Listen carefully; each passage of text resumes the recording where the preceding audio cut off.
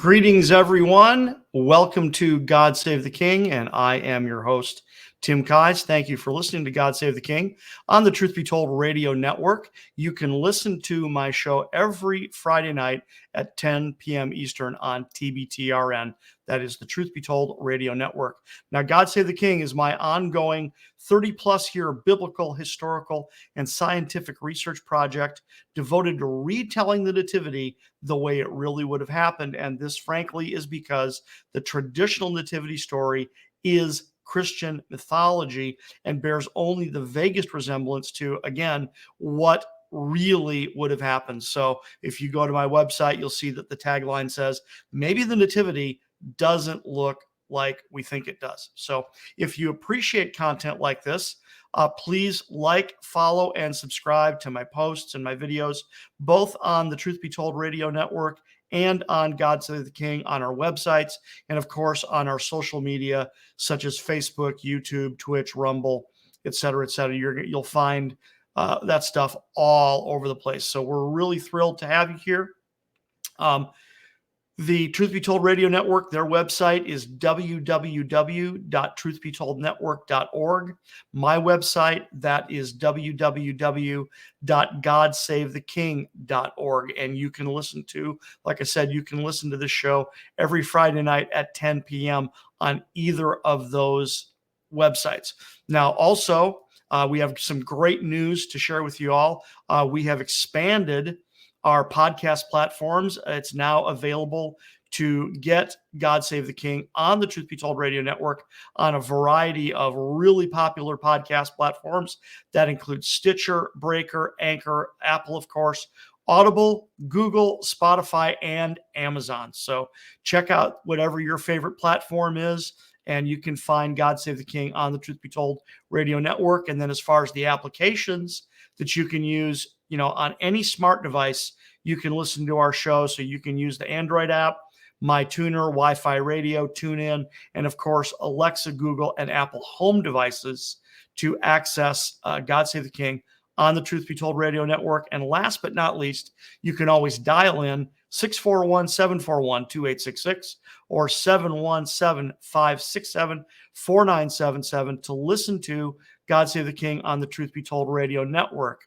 Now, if you haven't listened to my show before, let me remind those who have, or share with those of you who have not seen my show before or heard my show before.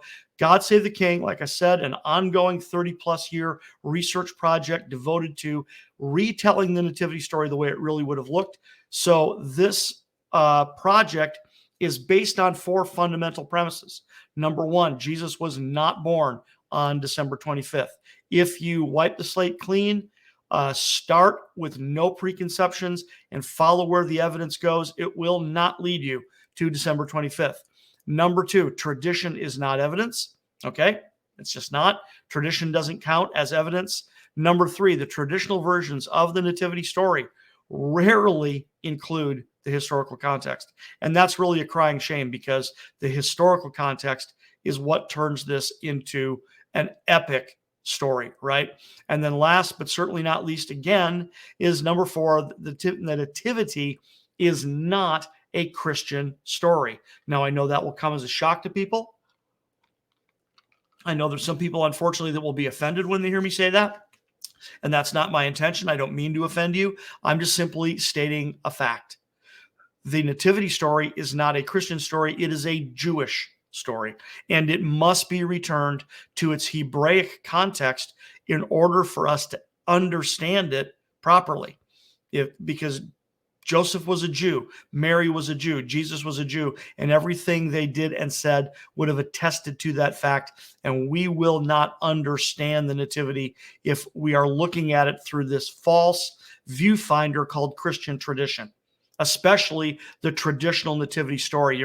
If you're looking backwards through time from today and trying to look backwards 2,000 years through history, and you've got on this traditional Nativity story viewfinder, you're going to see things that aren't there.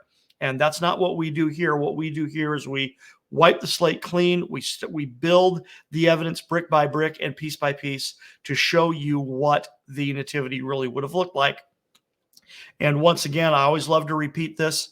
This is a great synopsis of what happened with the traditional nativity story, which is the fact that history became legend, legend became myth, and things that should not have been forgotten were lost. So the bottom line here is we have to rescue truth from familiarity. The traditional nativity story is so familiar to us that the truth sounds, frankly, almost ridiculous at times. But we're not afraid of that here on God Save the King. We are going to tell you the truth and what the nativity story really would have looked like. Now, when we left off last week, I was teasing you guys. We were starting to talk a little bit about these mysterious wise men from the East, who they were and why they played such a critical role in the nativity story, because they show up, it appears as if they show up out of nowhere, whereas that's not exactly true, but it kind of appears that way. So that's understandable that they would appear to show up out of nowhere, that you think that, at least that's understandable, but it's not really what happened. But I shared some commonly overlooked points about the Magi and their visit to Herod. So I want to review those very quickly, frankly, but then we're going to move on. I'm going to use that as a teaser, and we're going to move into some very closely interrelated information about the Magi. But here's some factoids about the Magi that will get you thinking. Number one, they came out of Parthia. Parthia was the other superpower on the planet at that time. If you go to an old map and you look at the nation of Israel, right? Everything to the west was the Roman pardon me. Everything to the west was the Roman Empire, and everything to the east was the Parthian Empire, and those were the two superpowers of their day. So this is actually a huge big deal, and why historical context is so important. Number two, the Magi were not unknown to Herod. Okay. Like I said, it appears as if they showed up out of nowhere, but not really. Herod would have known they were coming. That's something we'll talk about on another show. And he would have known full well who they are and what their job description was. And that's very critical because, frankly, the Magi were kingmakers. That's what they did for a living. One of their many responsibilities, as they had a dual role of both political and religious role in the Parthian Empire in what is called the House of Majestines. So despite Judea being a client kingdom, and as a matter of fact, I shouldn't say despite, based on the fact that Judea was a client kingdom of Rome, okay, Judea and Parthia would have had diplomatic relations and foreign policy between them. Yes, Judea would have been representing Rome, make no mistake, right? And they were controlled by Rome, but there would have been diplomatic relations. There would have been, I don't know if there would have been a lot of trade, but there would have been some trade because, man, how could there not be, frankly? But there definitely would have been diplomatic relations. Also, the Magi already knew when they arrived, they knew that Herod was a Roman appointee, right? He was a Roman client king, not a legitimate king of Judea, right? And when they arrived, they had absolutely no fear or hesitation in confronting Herod and saying, oh yeah, hey, by the way, where is the legitimate king? Very, very interesting that they expressed no fear or hesitation because they were convinced that they were going to find a great king. And it's highly probable that they knew they were coming for the Hebrew Messiah, not just the king, right? Not just a nationalist king, but the actual Messiah. That's very probable that they knew that, and they frankly may have even known that they were coming in search of the King of Kings, the King of the universe. That's possible as well. Not really sure about that one, but it's definitely possible. And then finally, and this is part of what makes me think that way, is that when we read the phrase, we have come to worship him, that indicates that they were ready to submit themselves to this great king's rulership. And that is extremely provocative. Why would they do that? Why would they arrive from another country and say, we are here to submit ourselves to your rulership? Very, very interesting. So I want to move on from there, though, because what I want to talk about today, I want to look at some very closely interrelated information about the Magi, because one of the huge questions about the Magi, of course, is who were they? Who were they and what did they do? And how did they know about his star? And why did they apparently drop everything and travel to Judea? That is a pretty darn big deal. Okay. So who were these guys, right? Well, let's start with this simple fact. Okay. We can start by mentioning the fact that we can reasonably establish, and I use the word reasonably intentionally there, as if we were in a court of law, right? Reasonable doubt. We can reasonably establish that an elite class of highly educated, politically and religiously influential celestial observers existed in Mesopotamia as early as 3100 BC. Okay, let me repeat that. I tripped over my tongue a little bit. Let me say that again.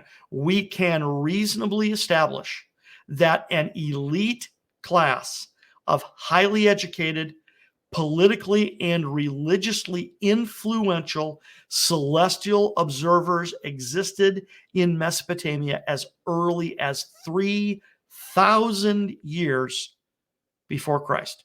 So let me put something here up on my screen share so that you can look at a picture. Okay. Now, I mentioned this a little while ago on one of my other shows. And I had to look into it because I had to do my due diligence and make sure that this was something that was available. And of course, I just dropped it off my screen. Let's go back. There we go. This is a clay cuneiform tablet that is in the collection at the British Museum in London. And this cuneiform tablet is known as the Planosphere. Okay. It's designated clay tablet K8538, and then it's been dubbed the Planosphere. Okay. Now, this tablet was presumed to have been discovered and retrieved from the Royal Library at Nineveh, okay, which is the modern equivalent is Mosul in Iraq, which is really interesting because, years ago and even continuing to today, we all have all this hubbub going on in Iraq, and Mosul has now become a household name, right? Well, Mosul is very, very close, only a few miles away from the archaeological site that would have been the ancient city of Nineveh, where there was this spectacular collection that we call a library, this spectacular collection of clay tablets, right? So this was one of the clay tablets discovered and retrieved in the middle of the 19th century by Austin Henry Layard. Now, he was a British archaeologist. He was one of the first ever, quote unquote, archaeologists to do work in the ancient Near East, or what we would call the Middle East today. Now, part of the reason I mention that is because the earliest archaeologists, they had not refined the art and science of archaeology just yet. So it's tragic that they probably lost or destroyed as much as they retrieved, okay? Because they would just shove a shovel into the ground, and if you were hitting a collection of clay tablets, you would start breaking those clay tablets. So, and then in addition to that, they didn't record everything they pulled out. There wasn't someone sitting there, with let alone a computer, wasn't even sitting there with a notebook saying, okay, here's a clay tablet. It's about 6 inches in diameter. It's about 1 inch thick. It's reddish brown in color. And we're going to designate this one clay tablet number 101, right? There wasn't someone doing that.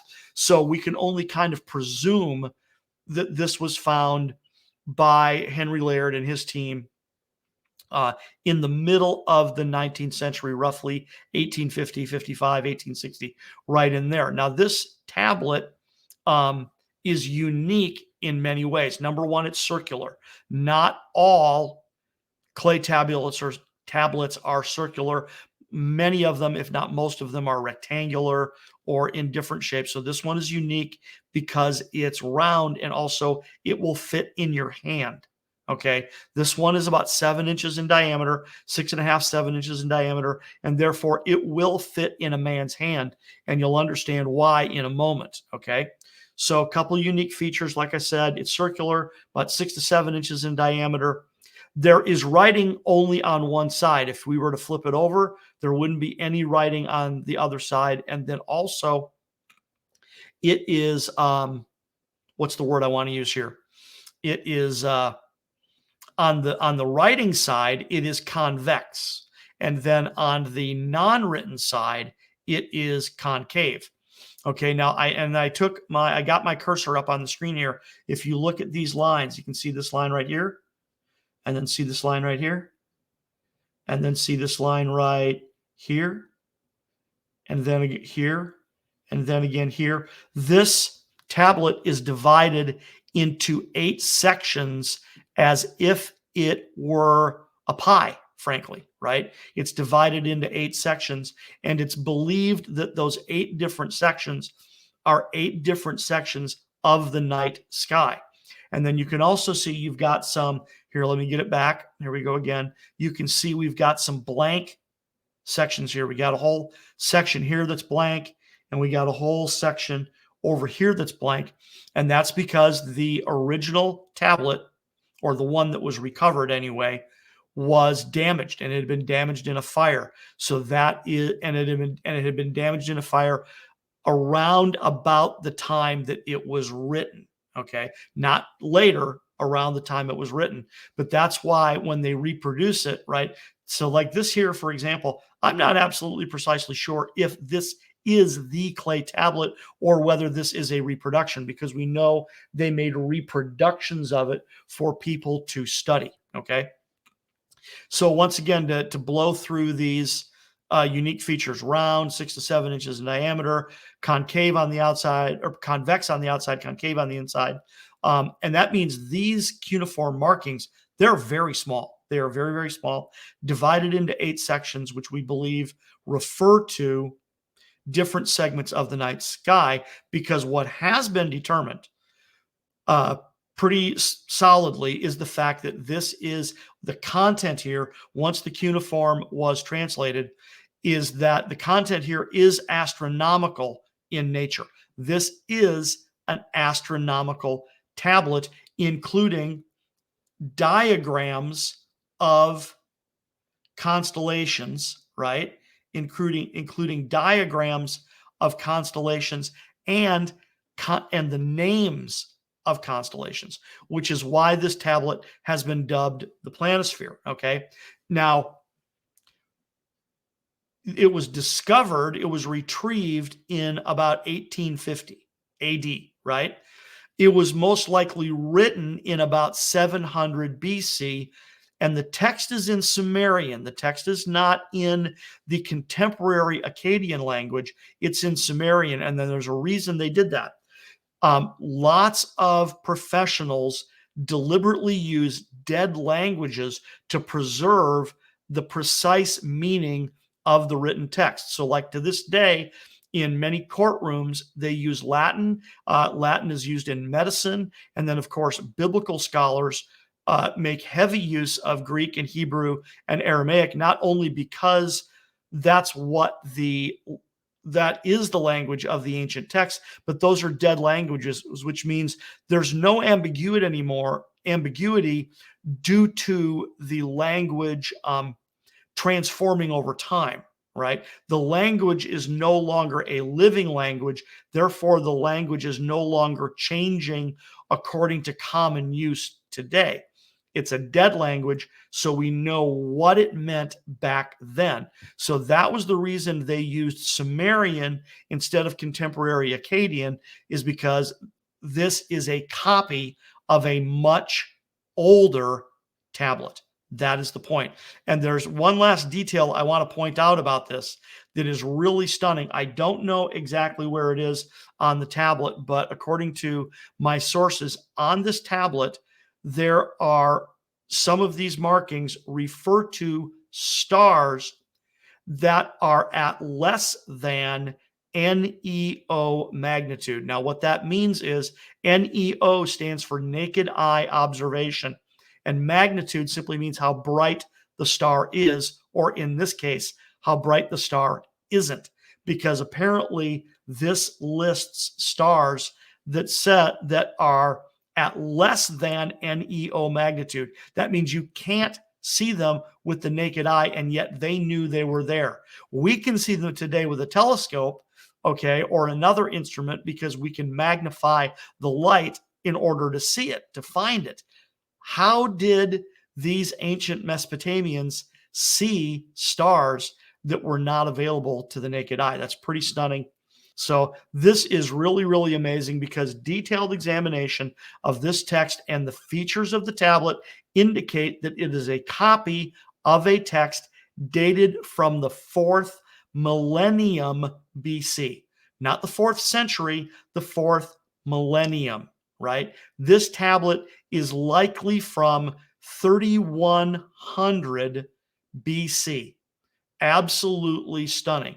And part of the reason they know that, or part of the reason they suspect that, is because it appears to record a very, very dramatic astronomical event. Now, this is part of why this tablet may still exist, because what they also have determined is that this was a field record.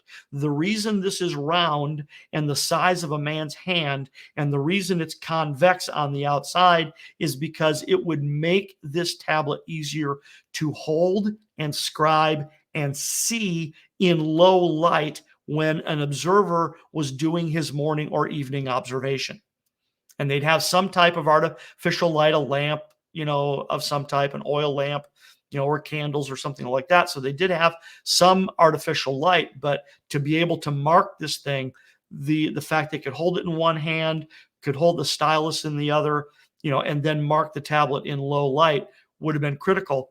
So what they also determined about these tablets is that they would mark in the tablet, and then they would keep the tablet for, like a week or so, or maybe 2 weeks, and at least in theory, transfer it to a more permanent tablet. And then they would take a wet rag or a sponge or something of that nature, and they would wipe it clean, and they would reuse the tablet. Pretty stunning. So this appears to be, from the best we can tell right now, this appears to be a reusable clay tablet that was used as a field reference, a field record in about 3100 BC, but that the reason this particular one still exists is because it includes a record of an extraordinary astronomical event that they literally may have witnessed. Now, it's always possible that this is a copy of a copy, right? But the general hypothesis about this is that this recorded an astronomical event that was witnessed, right? And it was a very dramatic, very stunning event that we're not going to talk about here because it will derail our conversation, okay? But this is pretty amazing that this is so like I said, this establishes the fact that we had an elite class of highly educated celestial observer in Mesopotamia in the 4th millennia BC. And they were politically and religiously influential because this tablet still exists. And it was copied, 2,500 years later? Do the math. My math hasn't been really that great lately. I've been embarrassing myself. But yeah, 700 years. What's that? 2,400 years later, somebody copied this tablet. It was important enough to copy it. So this is piece of evidence number one with regard to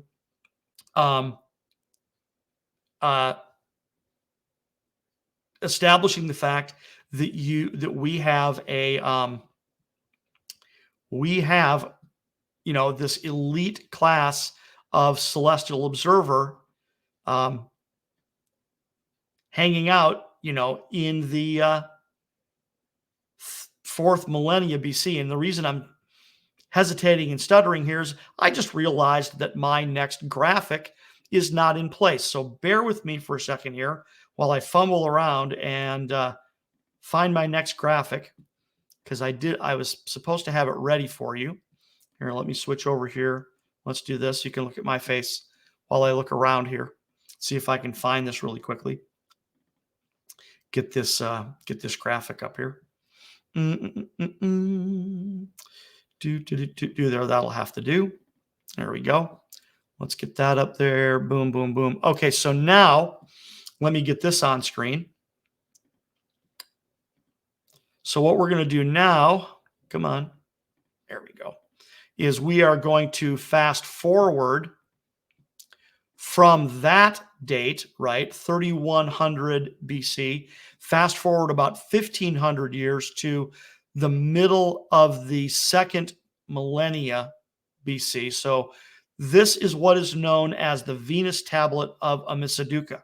Okay, now the Venus Tablet of Ammisaduqa is one of a collection of clay tablets. It's tablet number 63 of the Enuma Anu Enlil, which is the quote-unquote Babylonian Bible of astronomy and celestial observation.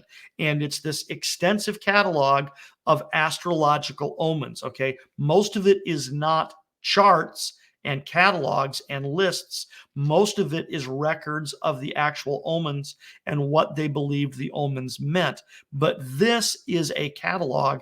This is a list that covers about 21 years of time of the helical risings of the planet Venus between roughly 1646 and 1626 BC during the reign of King Ammisaduqa of Babylon. Now, the reason we're pointing this out is very simple.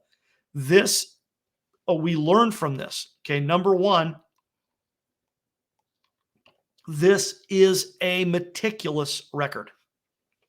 This is a meticulous record, okay? This means they had to watch every day, day in and day out, for the helical risings of the planets and of the stars for that matter, but in this case, a planet, right? And they wrote these down. And they wrote these down not just for a year or two, but this is a record of 20 years of helical risings of Venus. In one of my sources, they wrote that the Magi were pedantically accurate to the point of absurdity, right? So they really paid attention to what they were doing. Now, take note, I just called them the Magi, and what I need to do here is make a quick correction and quick observation, which is the fact that what I'm doing here, here's what I'm after, is that I am demonstrating the fact that you have this extraordinary history of celestial observation that existed in ancient Mesopotamia, right? We know that it existed at the time of Christ. We know that it existed at the time of Daniel. We know that it existed during the reign of King Ammisaduqa, and we know that it existed in 3100 BC, that there was this, once again, elite class of highly educated celestial observer that was both politically and religiously influential, right? Here's what we don't know. We don't know when they began to be called the Magi.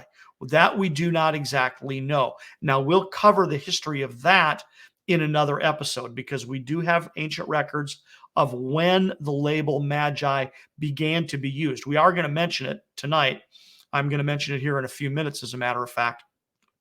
We are going to talk about when the label Magi began to be used, but I'll devote an entire show to the label Magi and who were they and how did that label get started and how did that label then get attached to this class of elite celestial observer. Okay, so now back to the Tablet of Ammisaduqa here. Like I said, this teaches us several things.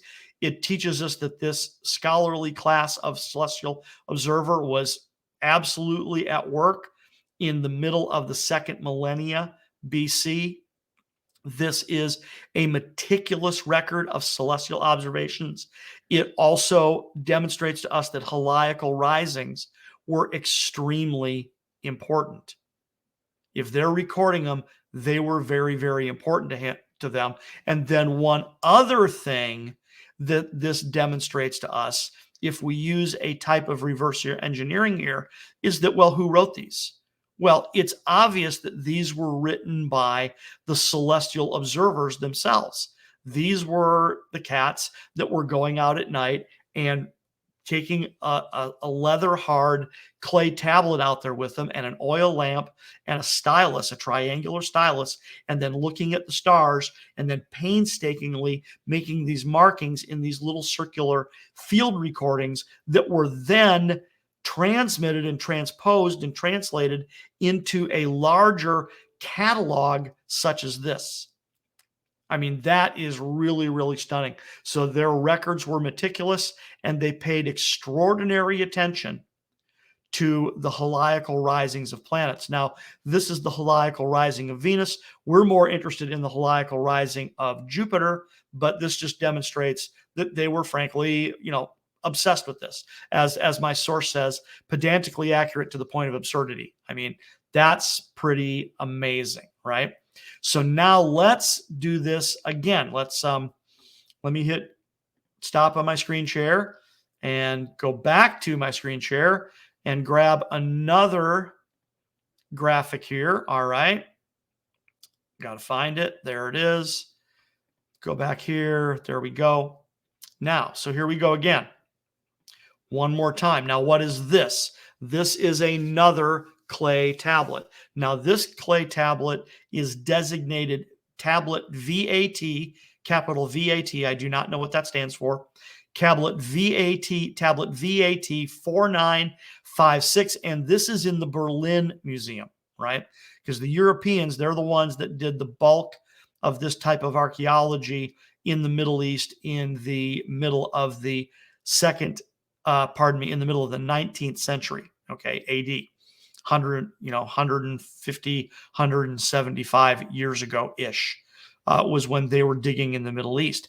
Now, what is very, very interesting about this tablet is that this tablet documents the reign of Nebuchadnezzar of Babylon. Okay, so this is, of course, a Babylonian king who is extremely familiar to Bible readers. We know all about Nebuchadnezzar because of the book of Daniel, right? So we know who Nebuchadnezzar is. Well, this is amazing because this is a secular external document that not only verifies that Nebuchadnezzar existed, but actually verifies the conquest of Jerusalem in 586 BC. That is in this tablet. Okay, this tablet tells us straight up that the Babylonians conquered Jerusalem in 586. And we have a record, okay? I don't have it on a graphic here. I'll just have to read it to you, but I have a different graphic that I will share with you in a second. Because our record, one of the places we turn to is not only the book of Daniel, but if we look at the book of Jeremiah and we read Jeremiah chapter 39, verses 1 through 3, this is what we read. Okay, we read verse 1, in the 9th year of Zedekiah, king of Judah, in the 10th month, Nebuchadnezzar, king of Babylon, and all his army came against Jerusalem and besieged it. In the 11th year of Zedekiah, in the 4th month, on the 9th day of the month, the city was penetrated. Then all the princes of the king of Babylon came in and sat in the middle gate.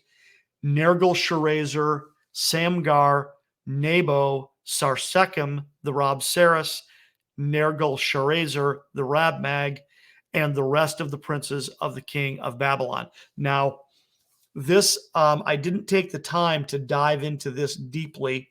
I will in another show. I'll put it up on a graphic and we will separate this out. This is a combination of names and titles. It looks like names, but it's also titles mixed in. So let me get this other graphic up here for you, because let me read off this list of names and titles again. We read Nergal, Nergal, Nergal-Sharezer. Samgar, what looks like, at least in the English, right? Transliteration looks like Samgar Nebo, right? But then you have Sarsekim, and then in brackets, the Rabsaris, and then Nergal-Sharezer, the Rabmag, right? Now, interesting that you've got Nergal-Sharezer there twice. Appears to be two guys with the same name, right? It's not a repeat of the same man. It's a repeat of two men, and that the second one is identified as the Rabmag, okay, in order to differentiate him from the other Nergal-Sharezer, also mentioned in the same verse. So now let me get another document up here. Come on, baby. Let's go. There we go. So this is some of the information from Jeremiah 39, and where it says Sarsekim the Rabsaris, right? If you look this up in your own Bible, you will see the name Sarsekim, right? And that he is called the Rabsaris, right? And now the definite article "the" may be in italics or it may be in brackets in your Bible because it's not in the original Hebrew, but it is properly provided because it is a title. Rabsaris is a title, okay? So Sarsekim, the Rabsaris, means Sarsekim, the chief eunuch. Rab is chief or head, and then Saris is eunuch. So Sarsekim is the chief eunuch. Now, also take note that when you read Jeremiah 39, it looks like Samgar Nebo is like one word or a hyphenated word, but it appears that Nebo actually belongs with Sarsekim, that it is part of his name. See, just as Nebuchadnezzar is part of his name, this would be Nebo Sarsekim. Okay, so it's part of his name. Okay, so a little bit difficult to parse out here, but Nebu Sarsekim was the Rabsaris, the chief of the eunuchs. Now, Nergal-Sharezer, the Rabmag, this means that Nergal-Sharezer is the chief, Rab, the head. He is the head of the Magi. That is what Rabmag means. All right. He is the chief of the Magi. So what we've got here, and then so let me add one more fact. This Sarsekim guy is documented in another document. I don't have a graphic of it. I wish I did. I'll keep working on it until I can hopefully find a photo record of this. That Sarsekim is documented in an economic document found in the Babylonian city of Sippar, right? Now, Sippar, if I remember off the top of my head, is south of Babylon, but it was one of their holy cities, right? So there would have been a temple there, and there would have been a library there. And the library of Sippar, once again, if I remember off the top of my head, yielded like 10,000 clay tablets. Library at Nineveh yielded like 30,000 clay tablets. But in a tablet found in Sippar, we have an external record of Sarsekim. So the Sarsekim of the Bible, and the dates line up properly and everything like that. So the Sarsekim of the Bible has independent documentation as being a real person, right? So this list of Babylonian officials that we find in Jeremiah 39 is accurate, right? We've got independent verification that this is the case. And this also means that we have independent verification that by the 6th century BC, Babylonian officials were using the title Magi or Magus or Mag, right? This would have been in Aramaic as opposed to Hebrew or Babylonian, right? Now it's a transliteration of Babylonian, right? But that's why, but Babylonian and Aramaic are very closely related. But that's where we would have gotten this label Rabmag. And then I didn't go there. I've got it in another graphic from my TV show. We'll pull it up some other time. But when Daniel interpreted Nebuchadnezzar's dream, we take note of the fact that, Nebuchadnezzar had this very disturbing dream, and he put out the word that his wise men needed to interpret this dream, that he needed to know what was going on. And no one could interpret it for him. No one could understand it or interpret it. So Nebuchadnezzar, put out the word that, hey, you guys better figure this out. If you don't figure out this dream, it's not going to be very good for you guys. There will be punishment. And since Daniel and his friends, as Hebrew captives, were being trained to be court officials in the court at Babylon, they fell into that same designation. Now, they were in training at that point. They weren't officials just yet, but they were in training. Then, of course, we know how the story goes. Daniel beseeches the Most High God, who graciously gives him the interpretation of the dream. And then that way, Daniel is able to report to Nebuchadnezzar. And then what happens as a result? We know the end of the story. The story tells us that Nebuchadnezzar appointed Daniel to be the chief of all the wise men of Babylon. So in other words, Daniel was appointed Rabmag. Daniel was appointed the chief of the Magi, or a chief of the Magi, might be a more accurate way to put it. Now, he's not present at the conquest of Jerusalem. He's back in Babylon, because the one referenced here in 586 is actually the second siege of Jerusalem. Daniel was taken captive in the first siege, right? So he's back in Babylon, and probably for a very good reason, right? He's back in Babylon. I don't know the timing. I don't know whether Daniel would have interpreted the dream before this or after this. It's a good question. We'll have to chase that one down and see if there's anything significant in that. But Daniel's back in Babylon because either he's not been appointed Rabmag yet, or if he has been, he's probably got more important things to do than be accompanying Nebuchadnezzar on this siege. He's probably back in Babylon taking care of things, seeing to affairs of state. But this is really, really, really interesting here that we have at least these three. There's going to be more. At least these three clay cuneiform tablets that are, oh yeah, by the way, I totally forgot to mention. Let me get this back up here. I can't believe I forgot to mention this. Let me get back to screen share here and get this one back up on screen. This is, let's go back here. So this is VAT 4956 in the Berlin Museum.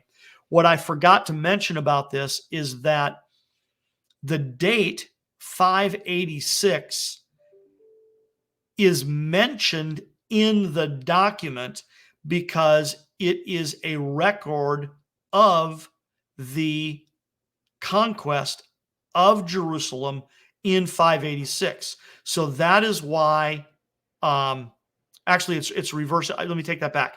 It's reverse engineered. It's reverse engineered.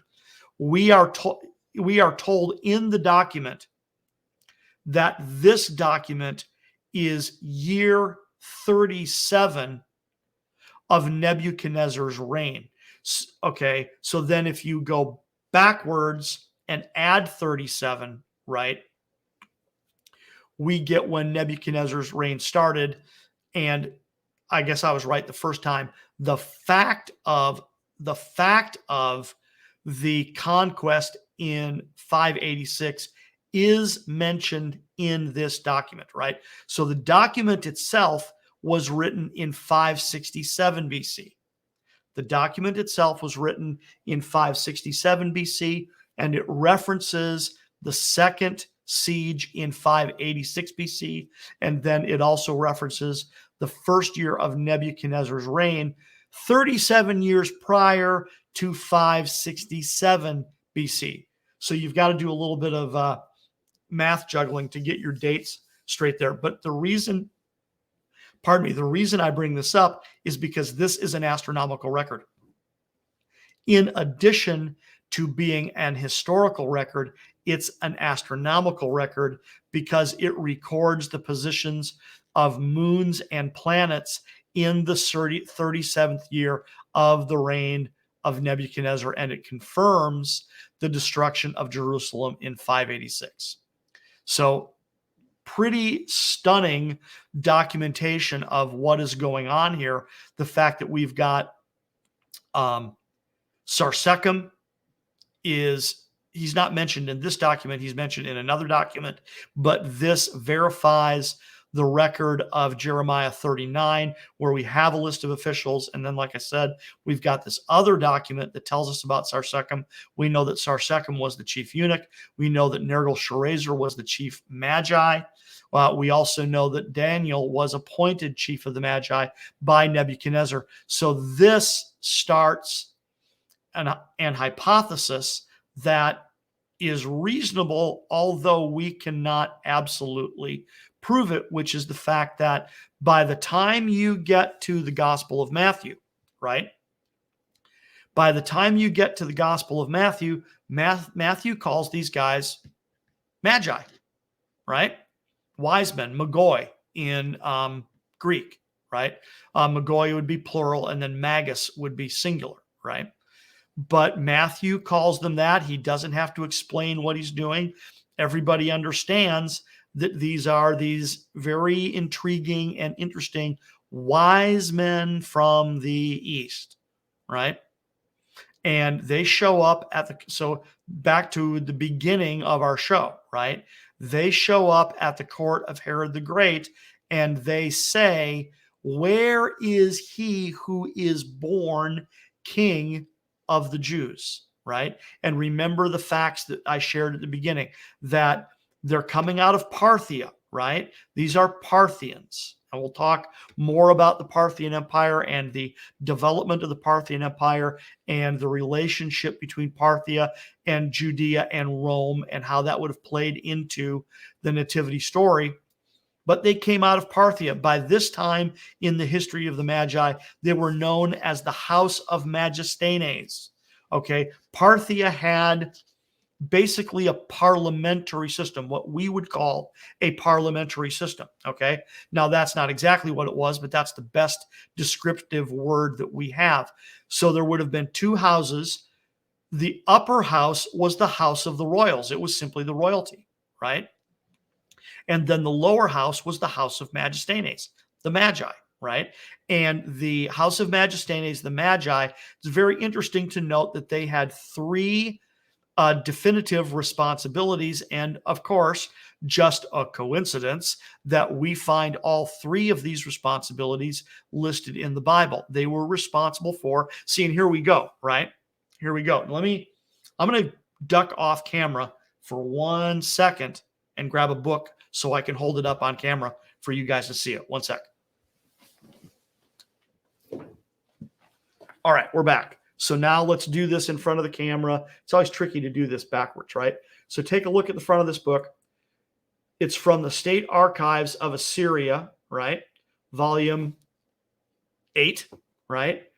And it is called Astrological Reports to Assyrian Kings, okay? Now, yes, it says Assyria, and we're talking about Babylon, but those two are almost interchangeable because you're talking about Assyria being the dominant empire in northern Mesopotamia, and then Babylon being the dominant empire in southern Mesopotamia. Now, they were dominant at different periods of time, but the practices of their royal courts were extraordinarily similar, right? And we know that this elite class of highly educated celestial observer with both political and religious influence existed in all the royal courts throughout Mesopotamia, going back at least 3,000 years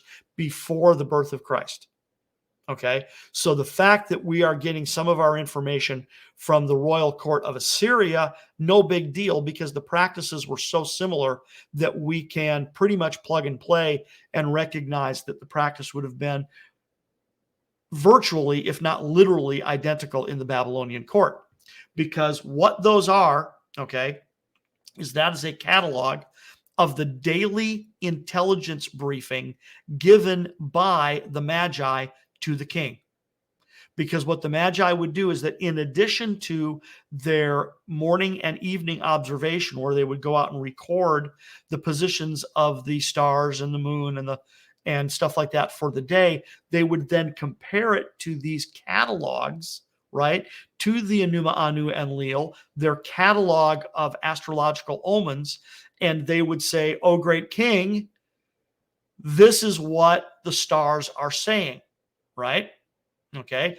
And then the king would then determine whether certain, royal decrees need to be made, because for one thing, they definitely, there were not only were there astrological interpretations to these omens, but there was also extremely practical interpretations to these omens as well, because of the fact that they would go out year to year and go, "Oh, look, there's XYZ over on the horizon at this time of year. That means it's this month.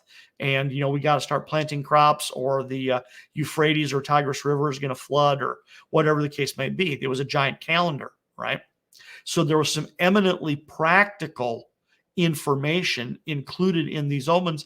But like I said, the Enuma Anu and Enlil, right, it's almost entirely, it's like 70% omens. It's not 70% charts. It's 30% charts and 70% omens. So that book I just pointed out to you there, that is a collection of the omens, right?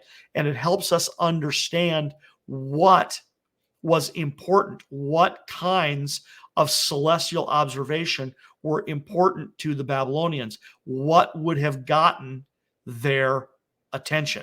That's very critical. What would have gotten their attention? And because of the Venus Tablet of Ammisaduqa recording the heliacal risings of Venus, we know that heliacal risings of planets were extremely important to these guys. That is something they would have watched very meticulously. So this brings us back to Matthew chapter 2, verses 1 and 2, where we read that, wise men came from the east to visit Herod in Jerusalem, and then they said, "For we have seen his star in its rising, in its heliacal rising," right? So that was what keyed off the Magi. That was what got their attention, was the heliacal rising of a planet, which is something that was unique to them, right? Or not unique, that's not the right word. It was something significant to them, right? That got their attention. But then the other part of the puzzle, which is conjecture, but it makes complete sense, is, but then how did they know that it was the Jewish Messiah, right? Now, this would have been the heliacal rising of Jupiter in conjunction with Regulus in Leo on July 29th of 3 BCE, okay? 3 BC, July 29, heliacal rising of Jupiter in conjunction with Regulus in Leo, right? In Leo. So,